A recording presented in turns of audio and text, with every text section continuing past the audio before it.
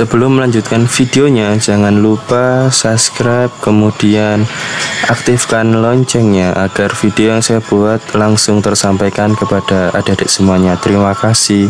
Assalamualaikum warahmatullahi wabarakatuh. Kembali lagi bersama saya di channel Pembelajaran by Mi. Kali ini kita akan belajar Pendidikan Pancasila kelas 2 bab 4, menjaga persatuan di lingkungan rumah dan di sekolah. Oke, sebelum kita memasuki ke materi, kita bahas dulu tujuan pembelajaran kita hari ini supaya adik-adik paham dalam apa yang kita pelajari hari ini.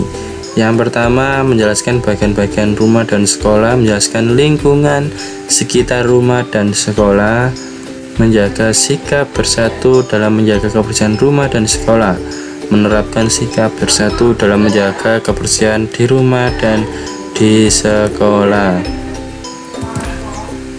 Kemudian persatuan di lingkungan rumah ya. Bersatu di lingkungan rumah dapat dilakukan dengan menjaga kebersihan rumah dan lingkungan sekitarnya. Kita harus menghormati batas-batas antar ruangan di dalam rumah atau dengan tetangga di sekitar rumah ya. Kakak, ini ada gambar, kakak belajar dulu ya dek. Nah, tidak mengganggu kakak yang sedang belajar di kamarnya.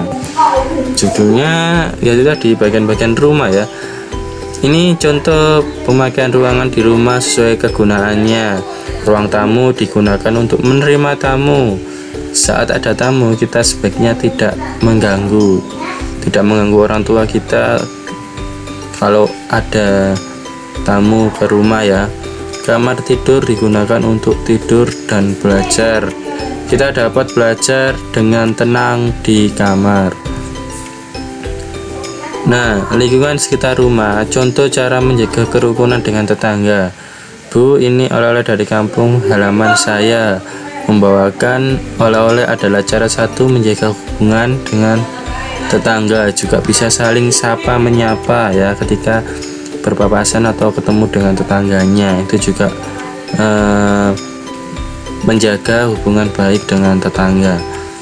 Kemudian bersatu dalam menjaga lingkungan rumah dan sekitar.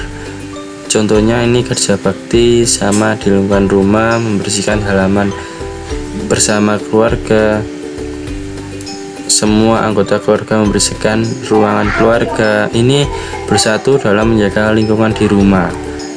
Kemudian tolong menolong dengan warga di sekitar rumah. Contoh kerjasama dengan tetangga, menjenguk tetangga yang sakit, melakukan ronda malam bersama tetangga secara bergiliran. Kemudian bisa saja kerja bakti ya, membersihkan selokan atau apa. Nah, itu juga saling bekerja sama dengan tetangga.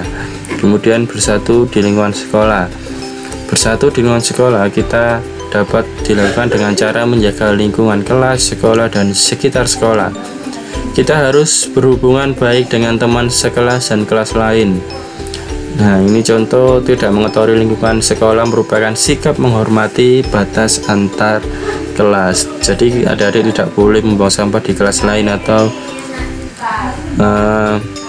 sampahnya ditaruh di depan kelas lain, itu tidak boleh. Dan tidak boleh mengotori lingkungan sekolah ya. Itu merupakan sikap menghormati juga.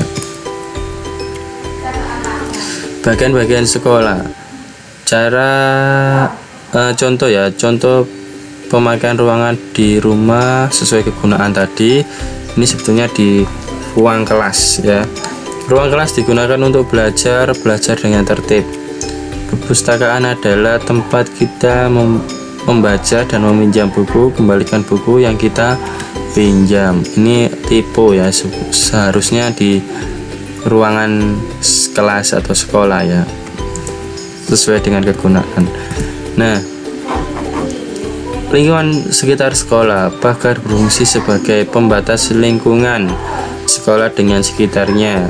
Siswa harus keluar dan masuk melalui pintu utama.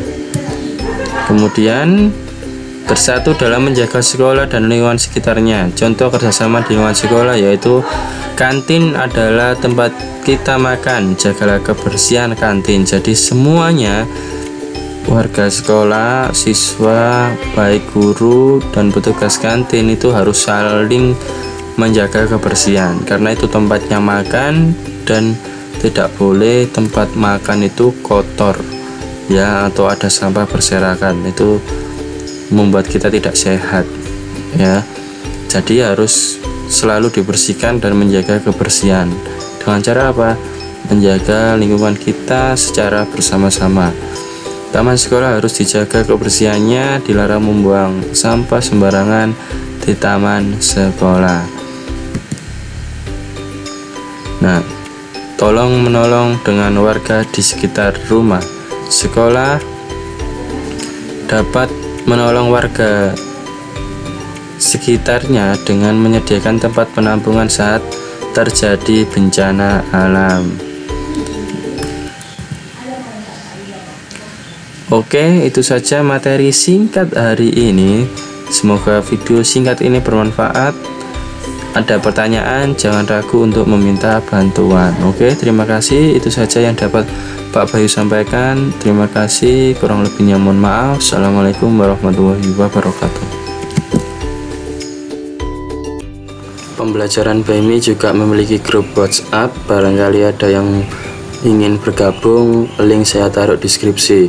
Tujuannya agar ketika saya mengupload video pembelajaran langsung tersampaikan kepada adik-adik semuanya. Selamat menyaksikan video pembelajaran BMI.